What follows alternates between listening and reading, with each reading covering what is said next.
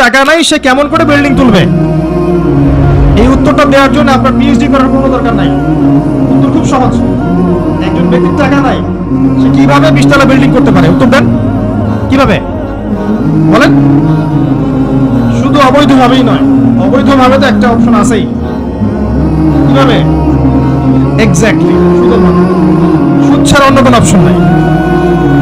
এবং আমি কিয়ামত সম্পর্কে বলুন, নবী সাল্লাল্লাহু আলাইহি ওয়াসাল্লাম বলেছেন, মাল মাসউলু আনহা বিআ'লামা মিনাস সাইল। এই বিষয়ে প্রশ্নকারী এবং উত্তরদাতা উভয়ের জ্ঞানী সমান। প্রশ্নকারীর চেয়ে উত্তরদাতা বেশি জানে না। মানে এই বিষয়ের চূড়ান্ত জ্ঞান আল্লাহ ছাড়া কারো জানা নাই। কবে, কোন সালে, কোন ডেটে, কি বারে কিয়ামত হবে কেউ বলতে পারবে? কেউ পারবে না। প্রশ্ন করলেন এই ব্যক্তি, এবং 4টা মৌলিক প্রশ্নের একটা তিনি করলেন, কিয়ামত কবে হবে। 4টা মৌলিক প্রশ্নের একটা হচ্ছে কিয়ামত কবে হবে। তাহলে কিয়ামত সম্পর্কে সচেতনতা, এটা আসলে নিছক কোনো জ্ঞান নয়, তাই না? এবার নবী সাল্লাল্লাহু আলাইহি ওয়াসাল্লাম বললেন, আমি জানি না। মাল মাসউলু আনহা বিআ'লামা মিনাস সাইল। তারপরে তিনি আবার প্রশ্ন করলেন, ফাখবিরনি আন আমারাতিহা। তাহলে আমাদেরকে কিয়ামতের কিছু আলামত বলে দিন। আবার প্রশ্ন করার কি দরকার ছিল? যখন নবীজি বললেন আমি জানি না, যদি বিষয়টা গুরুত্বপূর্ণ নাই হয়ে থাকে, বিষয়টা গুরুত্বপূর্ণ না হয়ে থাকে, আবার কাউন্টার প্রশ্ন করার কি দরকার ছিল? তিনি আবার প্রশ্ন করলেন, তাহলে আলামত বলে দিন। এবার নবীজি বলছেন 2টো আলামত। কয়টা বলছেন হাদিসে? 2টা। নবী করিম সাল্লাল্লাহু আলাইহি ওয়াসাল্লাম একদিন মসজিদে বসে আছেন। একজন ব্যক্তি মসজিদে প্রবেশ করলেন, যার গায়ে ছিল ধবধবে সাদা পোশাক এবং যার চুলগুলো ছিল অত্যন্ত কুচকুচে কালো, অত্যন্ত কালো। তিনি এসে নবী সাল্লাল্লাহু আলাইহি ওয়াসাল্লামের কাছে বসলেন। আসনাদা রুকবাতাইহি ইলা রুকবাতাইহি। তিনি তার 2 হাঁটুকে নবী সাল্লাল্লাহু আলাইহি ওয়াসাল্লামের 2 হাঁটুর সাথে লাগিয়ে দিয়ে বসলেন। অনেকটা আমরা তাশাহুদে যেমন করে বসি, ঠিক এভাবে। মসজিদে আসলেন অত্যন্ত সুন্দর কাপড় পরে। এখান থেকে একটা শিক্ষা আছে, আমরা যখন মসজিদে যাব আমাদের উচিত হবে আপনার সামর্থ্যের সেরা পোশাকটা পরা। পারা যাবে ইনশাআল্লাহ? এসে তিনি নবী সাল্লাল্লাহু আলাইহি ওয়াসাল্লামের কাছে এসে বসলেন, হাঁটুর সাথে হাঁটু লাগিয়ে দিয়ে বসলেন এবং তার 2 হাত নবী সাল্লাল্লাহু আলাইহি ওয়াসাল্লামের উরু বা থাই এর উপরে রাখলেন। ওয়াদাআ কাফাইহি আলা ফাখিজাইহি। এরপরে তিনি নবী সাল্লাল্লাহু আলাইহি ওয়াসাল্লামকে জিজ্ঞাসা করছেন, ইয়া মুহাম্মদ, বলেন সাল্লাল্লাহু আলাইহি ওয়াসাল্লাম। মনে রাখবেন, সবচেয়ে কৃপণ ব্যক্তি সে যার সামনে আল্লাহর রাসূলের নাম উচ্চারিত হয় কিন্তু সে দরুদ পড়ে না। যখনই আপনার সামনে মুহাম্মদ নামটা উচ্চারিত হবে, কমপক্ষে সাল্লাল্লাহু আলাইহি ওয়াসাল্লাম অবশ্যই পড়বেন। একবার দরুদ শরীফ পড়লে 10টা নেকি হয়, 10টা গুনাহ মাফ হয়ে যায়। আল্লাহ পাক 10 বার আপনার প্রতি রহম করবেন, আপনার মর্যাদা আল্লাহ পাক 10 গুণ বাড়িয়ে দিবেন। বলেন সুবহানাল্লাহ।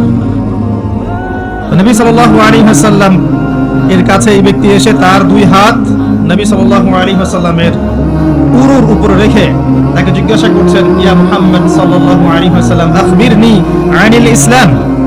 হে মুহাম্মদ সাল্লাল্লাহু আলাইহি ওয়াসাল্লাম, আমাকে ইসলাম সম্পর্কে বলুন। তখন নবী সাল্লাল্লাহু আলাইহি ওয়াসাল্লাম বলছেন, আল ইসলাম, ইসলাম হচ্ছে আন তাশহাদা আল্লা ইলাহা ইল্লাল্লাহ, তুমি সাক্ষী দিবে বা সাক্ষ্য দিবে যে আল্লাহ ছাড়া কোনো ইলাহ নেই, কোনো উপাস্য নেই। ওয়া আন্না মুহাম্মাদান আবদুহু ওয়া রাসূলুহু, এবং মুহাম্মদ সাল্লাল্লাহু আলাইহি ওয়াসাল্লাম তার বান্দা এবং রাসূল। 1 নাম্বার। 2, ওয়া আন তুকিমাস সালাহ, এবং তুমি সালাত কায়েম করবে 5 ওয়াক্ত। ওয়া আন তুতিয়া যাকাত, এবং তুমি যাকাত প্রদান করবে। নিসাব পরিমাণ সম্পত্তি হয়ে গেলে যাকাত প্রদান করবে। ওয়া তাসুম রমাদান, রমাদান মাসে সাওম পালন করবে। এবং সামর্থ্য হয়ে গেলে তুমি হজ সম্পাদন করবে। এই 5টাকে বলা হয় ইসলামের পিলার। কি বলা হয়? ইসলামের ভিত্তি। আর ইসলামই একমাত্র গ্রহণযোগ্য দিন বা জীবন ব্যবস্থা যেটা আল্লাহর কাছে স্বীকৃত, অন্য কিছু স্বীকৃত নয়। পৃথিবীতে শুরু থেকে নিয়ে কিয়ামত পর্যন্ত ইসলাম ছাড়া কোনো দিন ছিলও না আসলে। তো যে কথাটা বলতে এখানে আসলাম, যে প্রথম যে বিষয়টা তিনি বলেছেন ইসলামের ডেফিনেশন, এখানে প্রথমে বলেছেন তাওহীদ অর্থাৎ শাহাদা। এখানে 2টা অংশ আছে, একটা হচ্ছে তাওহীদ, একটা হচ্ছে সুন্নাহ। যখন আপনি লা ইলাহা ইল্লাল্লাহ সাক্ষ্য দিচ্ছেন, আপনি তাওহীদের সাক্ষ্য দিচ্ছেন। আর এটা দ্বীনের প্রথম খণ্ড, প্রথম অংশ, প্রথম পিলার। এই দিনটাই আল্লাহর কাছে গ্রহণযোগ্য, অন্য কোন রিলিজন জীবন ব্যবস্থা আল্লাহর কাছে গ্রহণযোগ্য নয়। সূরা আলী ইমরানের আয়াতগুলো পড়েন, 85 নম্বর আয়াত, 87 নম্বর আয়াত, 19 নম্বর আয়াত, এগুলো পড়লে আপনি বুঝতে পারবেন। আল্লাহ বলছেন আউযু বিল্লাহি মিনাশ শাইতানির রাজিম ইন্নাদ দীনা ইনদাল্লাহিল ইসলাম, আমার কাছে একমাত্র জীবন ব্যবস্থা যেটা গ্রহণীয় তার নাম হচ্ছে ইসলাম। আর কোনো প্রয়োজন আছে? আল্লাহর কথার বাইরে কারো কথা দরকার আছে? আল্লাহ নিজে বলছেন, আল্লাহ পাক নিজে বলছেন শাহিদ আল্লাহু আন্নাহু লা ইলাহা ইল্লাল্লাহ, আল্লাহ বলছেন আমি আল্লাহ সাক্ষ্য দিচ্ছি আমি ছাড়া কোনো ইলাহ নাই। কথাটা বুঝতে পারলেন? আল্লাহ বলছেন যে আমি সাক্ষ্য দিচ্ছি যে আল্লাহ ছাড়া কোনো ইলাহ নেই। ওয়াল মালায়েকা, মালায়েকা সাক্ষ্য দিচ্ছেন, ওয়া উলুল ইলমি কায়িমান বিল কিসত, এবং যারা জ্ঞানী সম্প্রদায় সত্যসেবী তারাও সাক্ষ্য দিচ্ছেন। আল্লাহ সাক্ষ্য দিচ্ছেন আল্লাহ ছাড়া কোনো ইলাহ নেই, এবং তারপর আয়াতে আল্লাহ পাক বলছেন ইন্না দীনা ইনদাল্লাহিল ইসলাম, যে আল্লাহ সাক্ষ্য দিচ্ছেন তিনি ছাড়া কোনো ইলাহ নেই, সেই আল্লাহ বলছেন আমার কাছে একমাত্র গ্রহণযোগ্য ধর্মের নাম ইসলাম। আর কিছু দরকার আছে? একই সূরায় আবার আল্লাহ বলছেন ওয়া মান ইয়াবতাগি গায়রাল ইসলামি দীনান ফালান ইউকবালা মিন, যে ব্যক্তি ইসলাম ছাড়া অন্য কোনো জীবন ব্যবস্থা তালাশ করবে তার কাছ থেকে কোশ্চিন কালেও কিছু কবুল করা হবে না। এই সূরায় আল্লাহ বলছেন আফা গায়রা দীনিল্লাহি ইয়াবগুন, তারা কি ইসলাম ছাড়া অন্য দিন তালাশ করছে?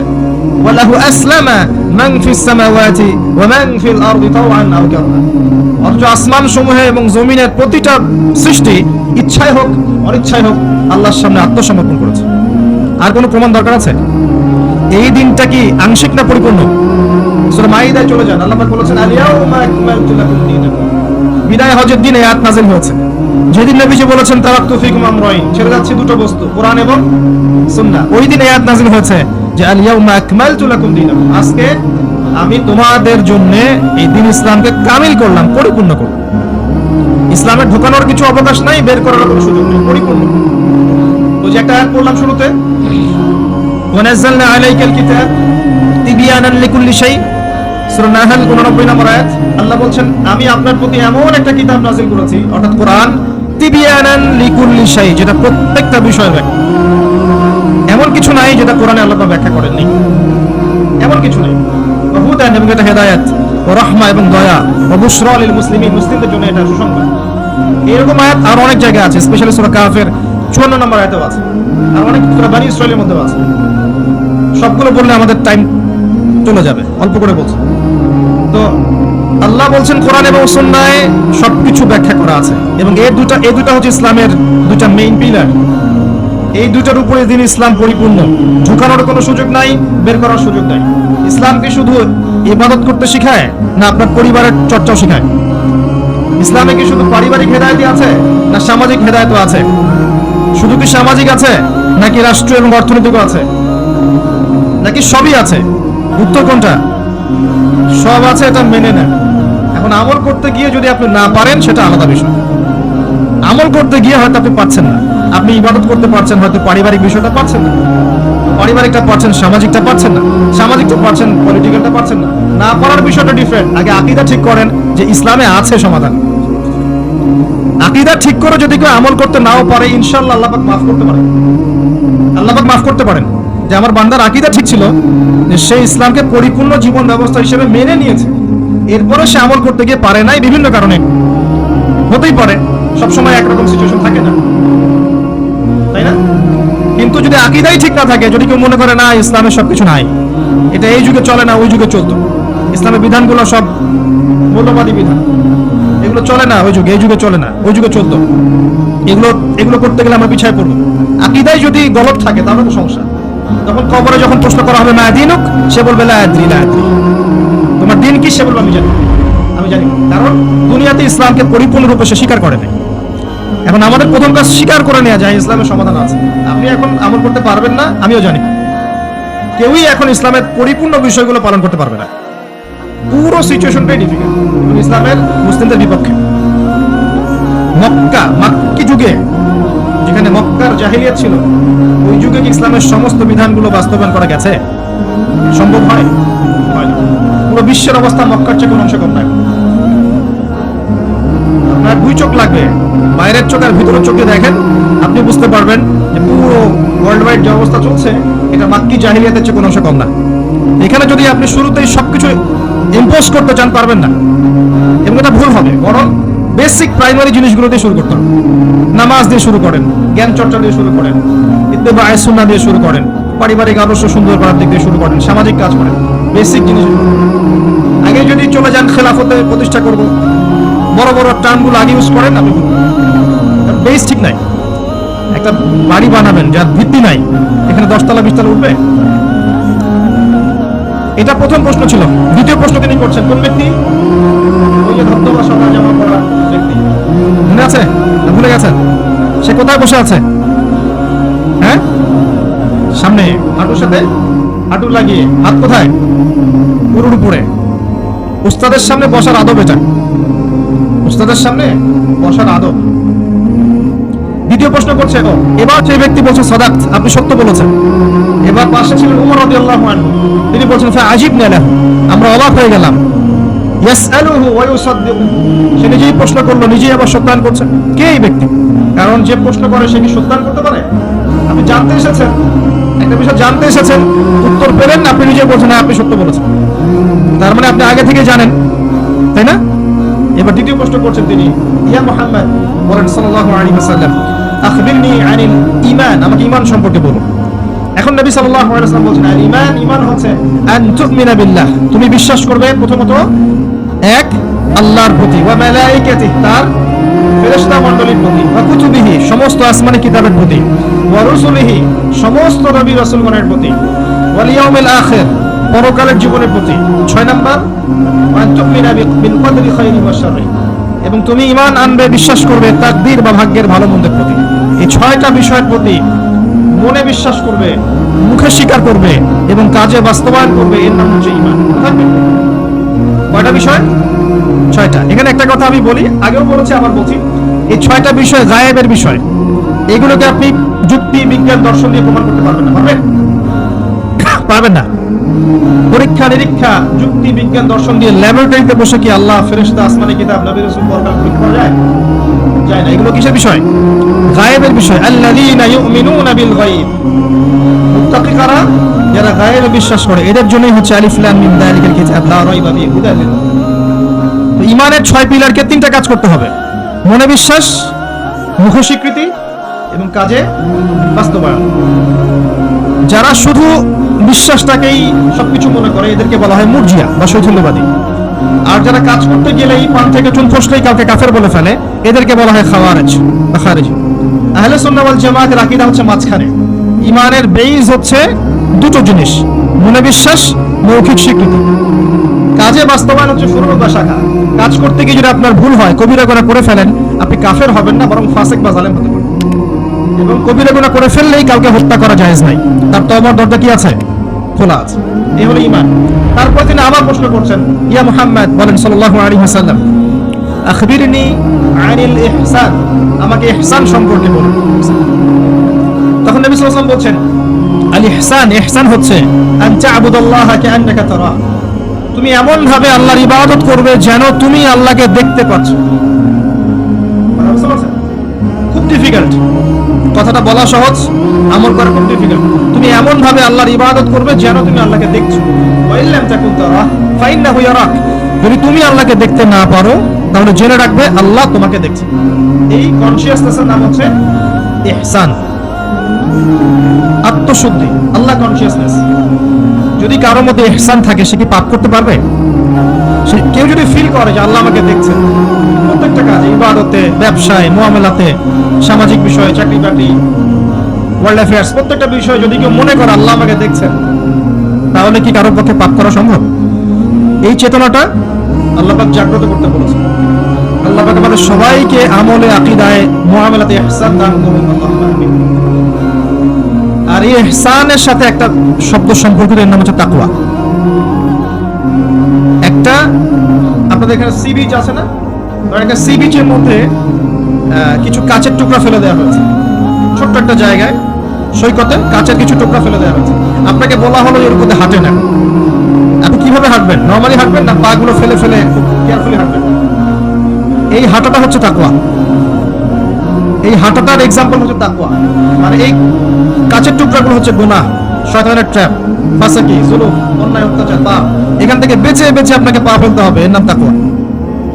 আর কখন ফেলা সম্ভব হবে? যখন আমি ফিল করবো আল্লাহ আমাকে দেখছেন। এই কনসিয়াসনেস না থাকলে এটা হবে। টেবিলের তল দিয়ে আপনি ঘুষ দিচ্ছেন, যে নিচ্ছে সে যদি ওই সময় চিন্তা করে আল্লাহ আমাকে দেখছেন, নিতে পারবে? ব্যবসা করছেন, মাপে ওজন কেউ দেখছে না, কাস্টমার দেখে নাই, আপনি দেখছেন, বুঝতে পারছেন। আপনি যদি ওই সময় চিন্তা করেন যে আল্লাহ আমাকে দেখছেন, এ দেখে নাই, আপনি কম দিতে পারবেন?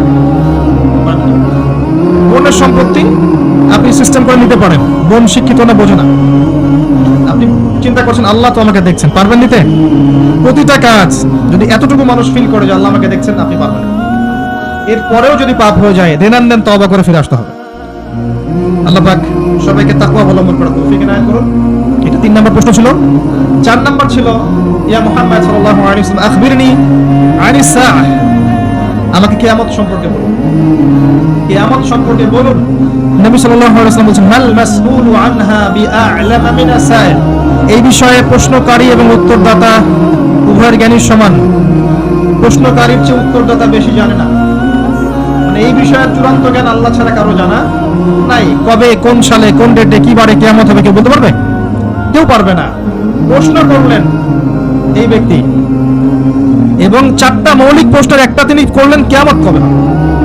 4টা মৌলিক প্রশ্নের একটা হচ্ছে কিয়ামত কবে হবে। তাহলে কিয়ামত সম্পর্কে সচেতনতা, এটা আসলে নিছক কোনো জ্ঞান নয়, তাই না? কিয়ামত সম্পর্কে সচেতনতা এটা কিন্তু অহেতুক কোনো জ্ঞান চর্চা নয়।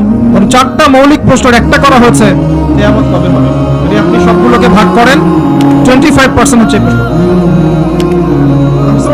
এটা 25%। এবার নবী সাল্লাল্লাহু আলাইহি ওয়াসাল্লাম বললেন, আমি জানি না, মাল মাসউলু আনহা বিআ'লামা মিনাস সাইল। তারপরে তিনি আবার প্রশ্ন করলেন, ফাখবিরনি আন আমারাতিহা, তাহলে আমাদেরকে কিয়ামতের কিছু আলামত বলে দিন। আবার প্রশ্ন করার কি দরকার ছিল, যখন নবীজি বললেন আমি জানি না? যদি বিষয়টা গুরুত্বপূর্ণ না হয়ে থাকে, বিষয়টা গুরুত্বপূর্ণ না হয়ে থাকে, আবার কাউন্টার প্রশ্ন করার কি দরকার ছিল? তিনি আবার প্রশ্ন করলেন, তাহলে আলামত বলে দিন। এবার নবীজি বলছেন 2টো আলামত। কয়টা বলছেন হাদিসে? 2টো। একটা হচ্ছে আনতালিদাল আমাতু রাব্বাতুহা, যখন দেখবে দাসী তার মনিবকে জন্ম দিচ্ছে। মানে একবার ব্যাখ্যা করেছে, সমাজের ন্যায় অন্যায়, হক বাতিল, সত্য মিথ্যার মানদণ্ডটা উল্টে যাবে, হালাল হারামের মানদণ্ড উল্টে যাবে। মানুষ হালালকে হারাম করবে, হারামকে হালাল করবে, ন্যায়কে অন্যায় বানাবে, অন্যায়কে ন্যায় বানাবে, সত্যকে মিথ্যা বানাবে, মিথ্যাকে সত্য বানাবে, মানদণ্ড উল্টে যাবে। এবং এগুলো পড়া করবে না মানুষ। আর একটা ব্যাখ্যা হচ্ছে, সত্যিকার অর্থেই দাসী মনিবকে জন্ম দিতে পারে। এটা জলজান্ত এক্সাম্পল এখনকার সিঙ্গাপুর। ফ্যামিলিস্ট রেভলিউশনের কারণে এবং সুদের কারণে এমন একটা অবস্থা মুখোমুখি হয়েছে বিশ্ব, যে অনেক ক্ষেত্রে মেয়েরা সন্তান জন্ম দেওয়ার সময় পাচ্ছে না, ফুরসত নাই। সন্তান জন্ম দেওয়াটাকে তারা এখন পিছিয়ে পড়া বলছে অনেক কান্ট্রিতেই। সেটা কি হয়, দরিদ্র কান্ট্রি থেকে মেয়েদেরকে হায়ার করা হয়, দরিদ্র কান্ট্রি থেকে মেয়েদেরকে হায়ার করা হয়, এবং তাদের গর্ভটাকে ভাড়া নেওয়া হয়। এই গর্ভের মধ্যে স্পার্ম ইনজেক্ট করা হয়, জাইগোট গঠন করে বাচ্চা কনসেপ্ট করে। বুঝতে পারছেন? গর্ভ ভাড়া নিয়েছে, নিয়ে তার শুক্রাণু সেখানে পুশ করেছে। 9 মাস এখানে বাচ্চাটা বড় হবে। এই 9 মাস এই দরিদ্র মেয়েটাকে অনেক খাওয়ানো হবে, পড়ানো হবে, সুন্দর সুন্দর কাপড় দেওয়া হবে, ভালো মতো খাওয়ানো হবে, কারণ ওই সন্তানটার ভালোর জন্য। এবার যখন বাচ্চাটা প্রসব হয়ে যাবে, বাচ্চাটা সে দিয়ে সে রিলিজ, সে খালাস, ও ডলার নিয়ে চলে যাবে। সন্তান জন্ম দেওয়ার বিনিময়ে $10,000, $20,000, $50,000, এই যে গর্ভ ভাড়া নেওয়া হয়েছে। এই যে বাচ্চাটা হলো, এই বাচ্চাটা কার? মালিকের। দাসী তার মনিবকে জন্ম দিল, হাদিস বাস্তব। এই ব্যাখ্যাটা আজকে থেকে 1400 বছর আগে করা সম্ভব ছিল না। কথা বুঝতে পারছেন না? এই ব্যাখ্যাটা এখনকার বিশ্বে আপনি করতে পারবেন। এই জন্য কোরআন সুন্নাহকে নিয়ে খালি লিটারালি পড়লে হবে না, যুগের সাথে মেলাতে তো হবে। যুগের সাথে যদি আমি না মেলাই, তাহলে কোরআন সুন্নাহকে নিয়ে যুগ জিজ্ঞাসার জবাব বের করতে পারবো না। এই ব্যাখ্যাটা আপনি আজকে থেকে 100 বছর আগে করতে পারতেন না, কিন্তু এখন পারবেন। সত্যিকার অর্থে দাসী তার মনিবকে জন্ম দিচ্ছে এখন এই বিশ্বে। নবী যেটা বলেছিলেন, আনতালিদাল আমাতু রাব্বাতুহা, যখন দাসী তার মনিবকে জন্ম দিবে। আরেকটা বলেছেন, ওয়া আনতারাল হুফাতাল উরাতাল আলাতা রিয়া আশ-শাই ইয়াতাতাওয়ালুনা ফিল বুনিয়ান, যখন তুমি দেখবে সমাজের, মাইন্ড করবেন না, যখন তুমি দেখবে সমাজের সবচেয়ে দরিদ্র শ্রেণীর, রাখাল শ্রেণীর, নগ্ন পদের, খালি পায়ের, নগ্ন গায়ের, মানে গায়ে জামা নাই, পায়ে স্যান্ডেল নাই, এমন শ্রেণীর মানুষেরা উঁচু উঁচু বিল্ডিং নির্মাণের প্রতিযোগিতা করবে, ফান্তাজিল সাআহ, কিয়ামতের অপেক্ষা করতে থাকো। বিগত 200 বছরে বিশ্ব দেখে নাই এত হাইলি টলেস্ট বিল্ডিং এর প্রতিযোগিতা। অমুকের 100 তলা তো অমুকের 200, অমুকের 200 তো অমুকের 300। এটা সমাজ থেকে শুরু করে রাষ্ট্র, বিশ্ব সব জায়গায় দৃশ্য দেখা যাচ্ছে। সমাজে দেখেন কিছু মানুষ ছিল যারা টাকা পয়সা ছিল না, আজকে দেখবেন বিল্ডিং তুলছে 10 তলা 20 তলা 50 তলা। অনেক রাষ্ট্র ছিল, ওই যে বেদুইন রাষ্ট্র ছিল, মধ্যপ্রাচ্যের দিকে তাকাবেন, আগে জামা পরার টাকা ছিল, ব্ল্যাক গোল্ড পেয়েছে, তেল উঠাইছে খাইছে, খাইছে না, উঠাইছে আমেরিকাকে দিছে, দিয়ে ডলার নিছে, নিয়ে উঁচু উঁচু বিল্ডিং, তোমার 100 আমার 110, এবং এটা গর্বের বিষয় ওদের কাছে। এখন এই দৃশ্যের কথা নবী সাল্লাল্লাহু আলাইহি ওয়াসাল্লাম বলেছেন, যখন তুমি দেখবে সমাজের সবচেয়ে দরিদ্র মানুষেরা উঁচু উঁচু বিল্ডিং নির্মাণের প্রতিযোগিতা করবে, একটা কমন প্রশ্ন করি এখন, যে ব্যক্তির টাকা নাই সে কেমন করে বিল্ডিং তুলবে? এই উত্তরটা দেওয়ার জন্য আপনার পিএইচডি করার কোনো দরকার নাই, উত্তর খুব সহজ। একজন ব্যক্তির টাকা নাই, সে কিভাবে 20 তলা বিল্ডিং করতে পারে? উত্তর দেন, কিভাবে বলেন? শুধু অবৈধভাবেই নয়, অবৈধভাবে তো একটা অপশন আছেই। কিভাবে? এক্স্যাক্টলি, সুদের মাধ্যমে। সুদ ছাড়া অন্য কোনো অপশন নাই। এবং আমি এখন যে ফ্ল্যাটে ভাড়া আছি, মনে করেন যেই ফ্ল্যাটে ভাড়া আছি সেই ফ্ল্যাটের ভাড়ার টাকা আমি যে দিচ্ছি, এই যে ফ্ল্যাট মালিকরা যে ভাড়াটিয়াদের কাছ থেকে প্রতি মাসে ভাড়া তুলে এই ভাড়ার টাকা থেকে লোন শোধ করছেন ব্যাংকের, এখন আমি সুদ খাচ্ছি না? আমি নিজেও সুদের সাথে সম্পৃক্ত হয়ে গেলাম। আমার টাকা দিয়ে সে সুদের পরিশোধ করছে। এটা সেই যুগ, যেই যুগে একটা মানুষও সুদ থেকে বাঁচতে পারবে না, ইল্লা মাশাআল্লাহ। বাঁচতে পারবে কারা? ওই যে ছোট্টখাটো দ্বীপে যারা বাস করে, সোসাইটির সাথে কোনো সম্পর্ক নাই, ওরা হয়তো পারবে। নাগরিক জীবনে কেউ সুদ থেকে বাঁচতে পারবে না। এই যুগের কথা নবী সাল্লাল্লাহু আলাইহি ওয়াসাল্লাম হাদিসের মধ্যে বলে গেছেন, একটা যুগ আসবে যখন সমাজের প্রায় প্রতিটা মানুষ সুদ খাবে, যে খাবে না তার গায়ে এসে সুদের ধুলা লাগবে। এটা সেই যুগ। অনলি রিবার মধ্য দিয়ে এবং ব্যাংকিং এই সুদের লোনের মধ্য দিয়ে সম্ভব নগ্ন পদের মানুষের বিল্ডিং নির্মাণ করা, অন্য কোনো অপশন নাই। একটা অপশন হচ্ছে দুর্নীতি করা এবং মানুষের টাকা পয়সা মেরে খাওয়া, অবৈধ পথে। ন্যায় পথে কোটি কোটি টাকা জমিয়ে পরে এটা করা quite impossible, so very difficult, এটা সম্ভব না।